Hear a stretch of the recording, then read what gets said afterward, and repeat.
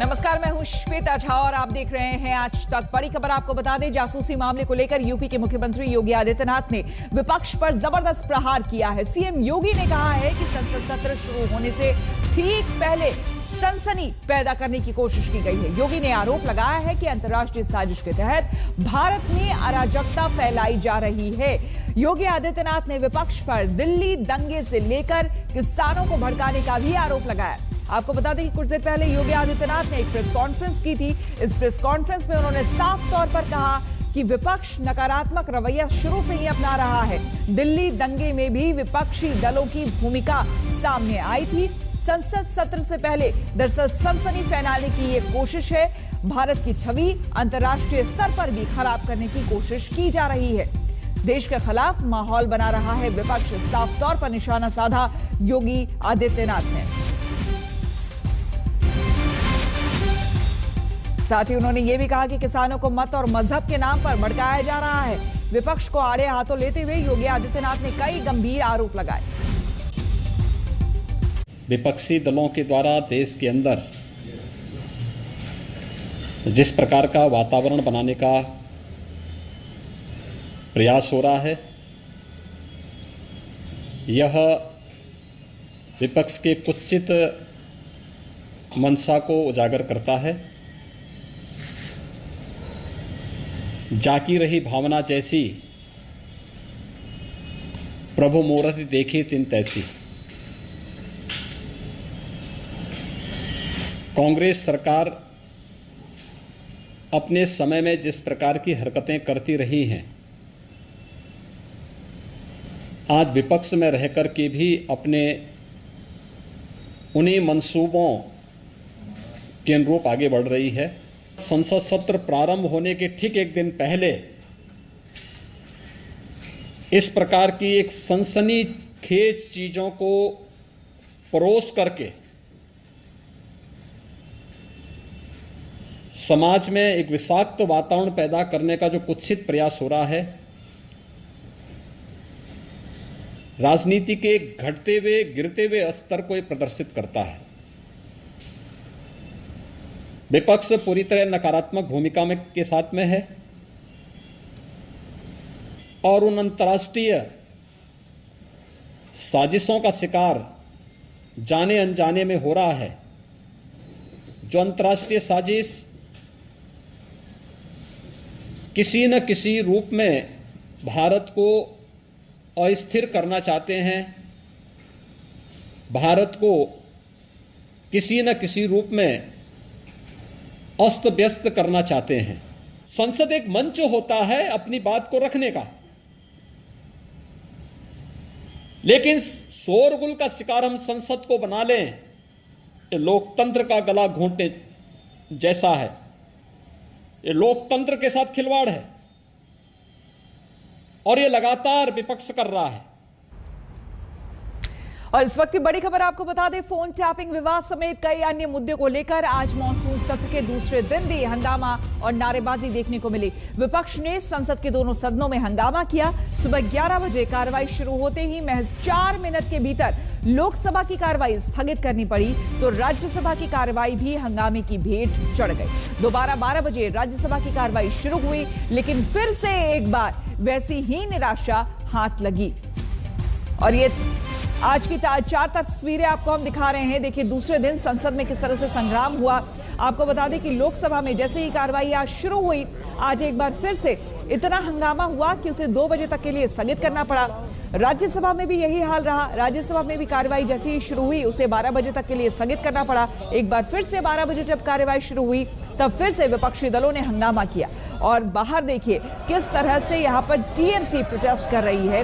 यहाँ पर बैनर प्लैकार्ड्स लेकर के यहाँ पर लोग खड़े थे, टीएमसी के सांसद खड़े थे और एक दूसरे का फोन सुनते हुए यहाँ पर नजर आए। और साथ ही साथ आपको बता दें, अकाली दल जो है वो अलग प्रोटेस्ट कर रहे हैं, किसानों के मसले को लेकर वो अलग सरकार के खिलाफ यहाँ पर नारेबाजी कर रहे हैं। और इस बीच जासूसी मामले को लेकर बीजेपी राज्यों के सीएम विपक्ष को देंगे जवाब। ये बड़ी खबर जो सामने आ रही है कि अब देश को अस्त व्यस्त करने की साजिश, ये सीएम योगी ने साफ तौर पर कहा, क्योंकि बीजेपी के जिन जिन राज्यों में बीजेपी की सरकार है वहां के मुख्यमंत्री अब जवाब देंगे।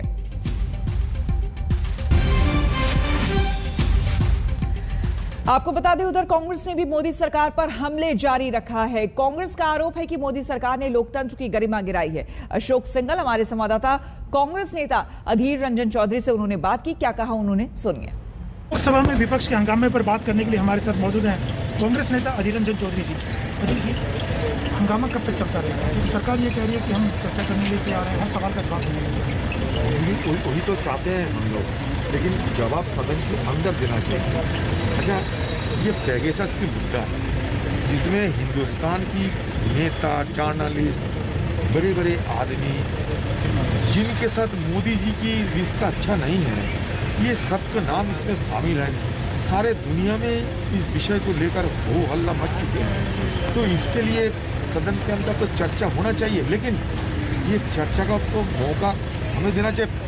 चर्चा करने का पहले ही एक स्टेटमेंट देके चले जाते हैं कि ये चर्चा करें, ही तो हम मांग कर रहे हैं।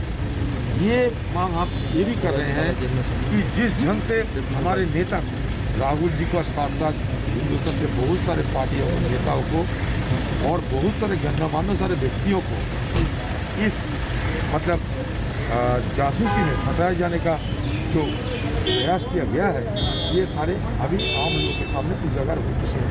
तो मुझे ये सबसे पहले ये कहना है कि मोदी जी, अमित शाह जी जो ये ओथ ऑफ ऑफिस जो होते हैं, हमारा कॉन्स्टिट्यूशनल जो कमिटमेंट होता है ओथ ऑफ ऑफिस, ये ओथ ऑफ ऑफिस के खिलाफ काम कर रहे हैं। तो अमित शाह जी को चाहते हैं कि अमित शाह जी रिजर्वेशन भी सदन में चर्चा हो, और कम से कम एक जुडिशियल प्रूफ हम चाहते हैं कि जुडिशियल प्रूफ, क्योंकि ये मुद्दा बड़ा गंभीर है। इस मामले को लेकर सत्ता पक्ष और विपक्ष में ठन गई है। दोनों तरफ से एक दूसरे पर आरोप प्रत्यारोप हो रहे हैं। ये पूरा मामला जो आता है, ये देश के अंतर्गत और बाह्य सुरक्षा के साथ भी जुड़ा हुआ है। अगर आज किसी और सरकार होती और भारतीय जनता पार्टी विपक्ष में होती तो उनकी क्या भूमिका रहती? पूरे देश में हंगामा खड़ा कर देते, सदन चलने नहीं देते। प्रधानमंत्री, गृहमंत्री की एक जिम्मेदारी है कि देश के सामने आकर सच बताए। बड़ी सोची समझी चाल है, और ये पार्लियामेंट सेशन शुरू होने के एक दिन पहले इस प्रकार का पार्लियामेंट सेशन जिस दिन शुरू हुआ उस दिन ये सारा मामला आना बड़ा स्पष्ट दिखता है कि देश में कुछ ताकतें ऐसी हैं जो नहीं चाहती कि देश तरक्की की ओर बढ़े, और जो विधायक जो बिल्स सरकार लाना चाहती थी देश हित में, उसमें रुकावट हो। परंतु ये एक्सपोज होंगे, ये सबका सब ग्रेजुअल एक्सपोज होंगे, ये जो इस प्रकार की शरारतें करें। मुझे याद है आज से कुछ साल पहले ईवीएम हैकिंग को लेकर इस प्रकार एक प्रेस कॉन्फ्रेंस की गई थी विदेश के अंदर, और कपिल सिब्बल जी वहाँ पाए गए थे। तो इन सब के पीछे कौन लोग हैं, सबको जानकारी है। गुनाह करने वाला कभी खुद को गुनहगार नहीं मानता है, तो सरकार भी अपने आप को गुनहगार नहीं मानेगी। और इस देश में ऐसा कोई कानून नहीं है कि कोई हत्यारा, कोई डकैत, कोई चोर अपने आप को खुद से क्लीन चिट दे। इसकी एक प्रॉपर इन्वेस्टिगेशन होनी चाहिए, सुप्रीम कोर्ट मॉनिटर्ड इन्वेस्टिगेशन होनी चाहिए, तब दूध का दूध, पानी का पानी हो पाएगा। पेगासस का सॉफ्टवेयर स्पाईवेयर जो कंपनी जो चलाती है, उसकी स्पष्ट ये घोषणा है कि सिर्फ सरकारों के साथ डील करती है। तो बताएं कौन है ये सरकार, कब क्या एग्रीमेंट किया उनके साथ, और किसके ऊपर ये जासूसी कर रही है। पूरा ध्यान इस सरकार का है यहाँ पर एक पुलिस स्टेट बनाए, और उनके खिलाफ जो भी आवाज़ आती है या जो भी उनको जो करना है, इस तरीके की जासूसी के आधार पर चले। आपको बता दें कि कांग्रेस सांसद दीपेंद्र हुड्डा ने भी मोदी सरकार पर हल्ला बोला है। दीपेंद्र जी, आपने भी स्थगन प्रस्ताव दिया किसानों के मुद्दे पर। किसान पिछले कई महीनों से धरने पे बैठे हुए हैं, अब तो सरकार बातचीत से भी बच रही है। बड़े दुर्भाग्य की बात है कि पिछले 2 दिन से विपक्ष की तरफ से, अपनी पार्टी की तरफ से मैंने कार्य स्थगन प्रस्ताव दिया, किसान के मुद्दे पे चर्चा हो, मगर दोनों दिन इसको खारिज कर दिया गया। आज 8 महीने हो गए, देश का किसान शांतिपूर्ण संघर्ष कर रहा है 3 कृषि कानूनों की वापसी को लेकर। ऐसा संघर्ष जिसमें 400 से अधिक शव इन धरनों से अपने अपने हरियाणा, पंजाब, पश्चिमी उत्तर प्रदेश में शव अपने गाँव में लौट चुके हैं। इतनी कुर्बानियाँ हो चुकी हैं, मगर देश की सरकार के पास उस किसान की आवाज़ को संसद में समय देने का जो है भी संयम नहीं है। और दूसरी ओर उसी देश की किसान सरकार के पास पूरा समय फ़ोन टैपिंग करके अपने राजनीतिक प्रतिद्वंदियों, जुडिशरी और मीडिया की बात सुनने का समय है, मगर देश की किसान की बात सुनने का समय नहीं है। दुर्भाग्य की बात है कि दोनों दिन हमारे नोटिस को खारिज किया, मगर मैं धन्यवाद करता हूँ पूरा विपक्ष एक स्वर में कि देश के किसान के साथ आया, मेरे नोटिस के साथ आया, और जब शोर मचा, हंगामा मचा, तो कार्रवाई स्थगित की गई। अभी 12 बजे हम जाके दोबारा इस मुद्दे को उठाएंगे। किसान आने की तैयारी में है, वो कह रहे हैं कि हमें यहाँ पे आके धरना देना है, लेकिन हमने देखा पूरे एनसीआर में इतनी पुलिस की व्यवस्था कर दी गई है, जगह जगह नाके लगा दिए गए हैं, पुलिस लगा दी गई है। तो ये क्या हम पुलिस स्टेट की तरफ देश को लेकर जाना चाहते हैं? क्या हम इंटेलिजेंस स्टेट की तरफ देश को लेकर जाना चाहते हैं? देश के किसान को, भारत के किसान को अगर देश की संसद में चर्चा का समय नहीं मिलेगा तो क्या भारत देश के किसान की समस्याओं की चर्चा जिम्बाब्वे की संसद में होगी? आपसे सवाल पूछता हूं। रुक करेंगे अगली खबर का। आपको बता दें, उत्तर प्रदेश में अब मंत्रिमंडल विस्तार करीब करीब तय हो गया है। बीजेपी आलाकमान ने इस पर मुहर लगा दी है। तारीखों को लेकर अभी भी सस्पेंस बना हुआ है। वैसे 25, 26 और 30 जुलाई की तारीख में से किसी एक तारीख पर शपथ ग्रहण हो सकता है। इसके लिए मुख्यमंत्री योगी के फैसले का इंतजार है। तो आपको हम बता दें, उत्तर प्रदेश में चूंकि आगामी आपको 2022 में चुनाव होने हैं, मार्च अप्रैल में बताया जा रहा है आसपास चुनाव होंगे, और उस चुनाव से पहले ये मंत्रिमंडल विस्तार कई मामलों में अहम है। तारीख पर अंतिम फैसला हालांकि सीएम योगी करेंगे, लेकिन मंत्रिमंडल विस्तार लगभग तय है। कल शाम और आज सुबह की बात कही जा रही है कि इस मंत्रिमंडल विस्तार में यूपी में जल्द ही, चूंकि ये मंत्रिमंडल विस्तार होना है और चुनाव के मद्देनजर ये मंत्रिमंडल विस्तार काफी अहम हो जाता है। अब किन किन लोगों को इसमें जगह मिलती है, ये देखने वाली बात होगी। जिस तरह से अभी मोदी सरकार में मंत्रिमंडल विस्तार हुआ था, कैबिनेट में मंत्रिमंडल विस्तार हुआ था, और पूरी तरह से देखा गया कि सोशल इंजीनियरिंग उसमें कहीं ना कहीं नजर आई थी। इसीलिए उम्मीद है कि योगी मंत्रिमंडल विस्तार में भी कुछ वैसा ही देखने को मिलेगा, कुछ उसी तरह की तस्वीर सामने आएगी। चुनाव के मद्देनजर यहां भी उसी समीकरण को देख करके, चाहे वो जातीय हो, चाहे वो राजनीतिक समीकरण हो, इन सभी को देखकर 25, 26 या 30 जुलाई को मंत्रिमंडल विस्तार संभव है। हालांकि इस पर बताया जा रहा है, सूत्रों के हवाले से जो खबर आ रही है, कि तारीख पर आखिरी फैसला योगी लेंगे। ये कल शाम और आज सुबह की बैठक के बाद फैसला लिया जाएगा। अभिषेक मिश्रा हमारे संवाददाता हमारे साथ जुड़ गए हैं। अभिषेक, क्या कुछ जानकारी मिल पा रही है? ये तो तय है कि मंत्रिमंडल विस्तार होना है, लेकिन ये कब होगा, अभी इसको लेकर अभी भी सस्पेंस बना हुआ है। देखिए, बिल्कुल लगातार पिछले दिनों से चर्चाएं जोरों पर थी कि उत्तर प्रदेश में योगी मंत्रिमंडल का विस्तार होना है।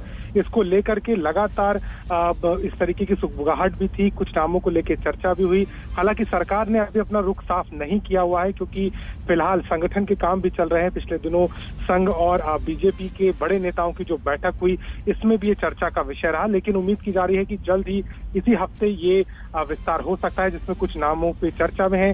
बीजेपी पूरी तैयारी में है, न सिर्फ मंत्रिमंडल विस्तार की बल्कि संगठन में भी बीजेपी में लगातार काम बढ़े हैं। तो ऐसे में सुगबुगाहट तेज है, जिसमें देखना होगा कि किन नामों पर मुहर लगती है, क्योंकि फिलहाल इसको लेकर के चर्चाएं जोरों पर हैं। जी बिल्कुल, बहुत बहुत शुक्रिया आपका अभिषेक, तमाम जानकारी के लिए।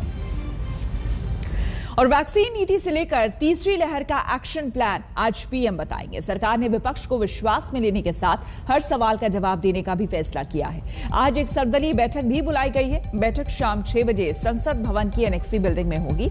सरकार की नीति को लेकर स्वास्थ्य सचिव प्रेजेंटेशन देंगे। टीकाकरण पर अपडेट भी बताया जाएगा। कोरोना की तीसरी लहर कब आएगी, इसको लेकर भी एक बड़ा सवाल बना हुआ है। तो एक बाकायदा प्रेजेंटेशन तैयार किया गया है। जागरूकता बढ़ाने के लिए क्या कदम उठाए जा रहे हैं, तमाम ऐसे जो मुद्दे हैं जो कि विपक्ष उठाती रही है, उन सभी का जवाब मिलेगा। राज्य सरकारों से कैसे तालमेल हो, इसका भी जवाब दिया जाएगा।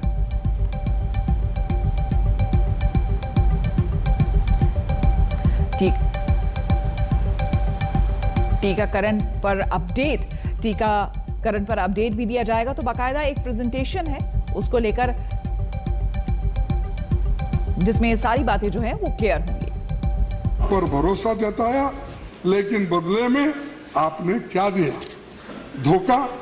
मैं आपसे पूछना चाहता हूं कि आपने उनका भरोसा क्यों तोड़ा?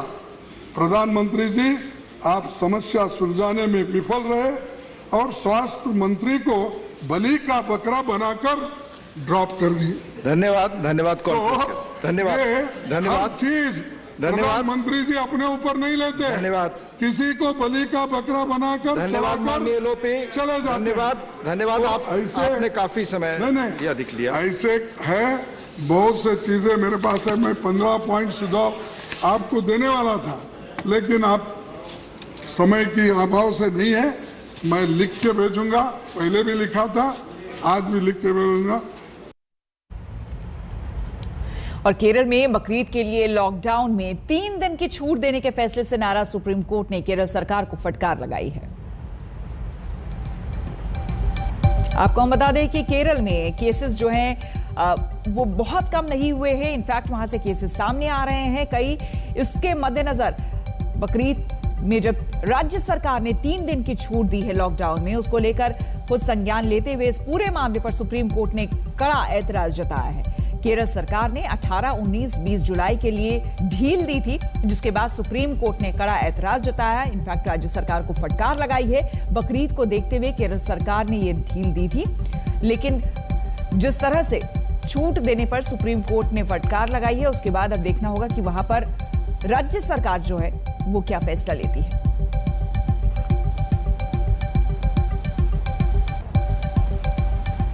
हम रुकेंगे यहां पर एक छोटे से ब्रेक के लिए, बने रहे हमारे साथ, देखते रहिए आज तक। और इस वक्त की बड़ी खबर मुंबई से आ रही है, जहां पर राज कुंद्रा को मुंबई की किला कोर्ट ने पुलिस हिरासत में भेज दिया है। जी हां, 23 जुलाई तक अदालत ने उन्हें पुलिस रिमांड पर भेजने का आदेश दिया है। आपको बता दें कि राज कुंद्रा को अश्लील फिल्म बनाने, उन्हें OTT पर रिलीज करने के आरोप में पुलिस ने पहले गिरफ्तार किया था और उसके बाद अब 23 तारीख तक पुलिस रिमांड पर भेज दिया है। कल 11 बजे गिरफ्तारी हुई थी राज कुंद्रा की, उसके बाद 2 घंटे तक जांच चली थी और सवाल जवाब होने के बाद उन्हें गिरफ्तार कर लिया गया था। आज जब कोर्ट में पेश किया गया तो किला कोर्ट ने, मुंबई की किला कोर्ट ने उन्हें 23 तारीख तक पुलिस रिमांड में भेज दिया है। बीती रात क्राइम ब्रांच ने कुंद्रा को गिरफ्तार किया था। 2 घंटे तक सवाल जवाब हुए, जिसके बाद राज कुंद्रा को गिरफ्तार कर लिया गया था। राज कुंद्रा को गिरफ्तार करने के पहले 4 लोगों को पहले ही और गिरफ्तार कर लिया गया है। आपको बता दें कि 2021 फरवरी में इस पूरे मामले पर, यानी कि पोर्नोग्राफी मामले पर पहले ही केस दर्ज कर लिया गया था, लेकिन तब से इस पूरे मामले की तफ्तीश चल रही थी। लगातार जब सारे सबूत इकट्ठा कर लिए मुंबई पुलिस ने, क्राइम ब्रांच की टीम ने, उसके बाद राज कुंद्रा को कल रात 11 बजे बुलाया गया, पूछताछ हुई और आखिरकार गिरफ्तारी। और अब इस वक्त की जो बड़ी खबर सामने आ रही है, आज जब किला कोर्ट में, मुंबई के किला कोर्ट में पेश हुई राज कुंद्रा की, तो उन्हें 23 तारीख तक पुलिस रिमांड में भेज दिया गया है।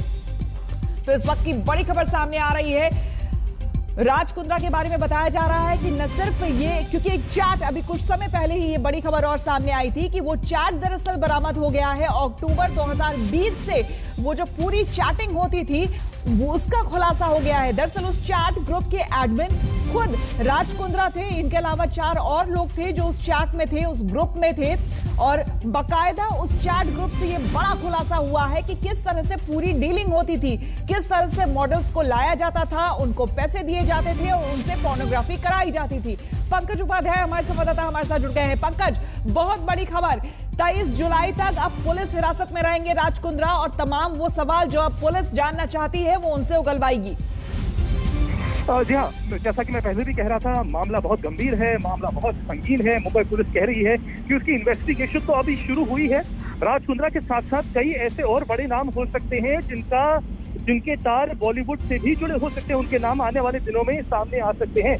मुंबई पुलिस का कहना है कि जब उसने पहली दफा ग्रीन विला, जो मड इलाके में ये विला है, जिसको रेड किया था, तो उसने कई यंगस्टर्स को पाया था कि वो पॉर्न फिल्म बना रहे थे। उनकी गिरफ्तारी करी गई, उनसे बयान दिया गया, उसमें हकीकतें सामने आई है, जिससे पता लगा है कि ये जो पॉर्न कंटेंट क्रिएट किया जा रहा था, इसको न सिर्फ देश में बेचा जा रहा था बल्कि विदेशों में, यानी ओवरसीज प्लेटफॉर्म पर भी बेचा जा रहा था। और कंटेंट क्रिएटर्स बेचने के बाद लाखों करोड़ों कमा रहे थे। मुंबई पुलिस का कहना है कि यही अलग अलग जो बिजनेसमैन हैं वो उनका खेल सामने आता है, क्योंकि ये तमाम बिजनेसमैन जानते हैं कि इस इंडस्ट्री में लाखों करोड़ों रुपए हैं, लेकिन आखिर बड़े नाम कौन से हैं, मुंबई पुलिस कह रही है वो अभी ज्यादा जानकारी नहीं देगी, क्योंकि उसकी इन्वेस्टिगेशन इसमें भी चल रही है। लेकिन इस बड़े नाम के सामने आने से, राज कुंद्रा के नाम सामने आने से एक बड़ी हरकत है। हालांकि ये जो पॉर्न फिल्म इंडस्ट्री हकीकतें गंदी हकीकतें नहीं है। बहुत बहुत धन्यवाद आपका तमाम जानकारी के लिए। तो बड़ी खबर मुंबई से, 23 तारीख तक राज कुंद्रा अब पुलिस हिरासत में। रुकेंगे यहां पर एक छोटे से ब्रेक के लिए, बने रहे हमारे साथ, देखते रहिए आज तक।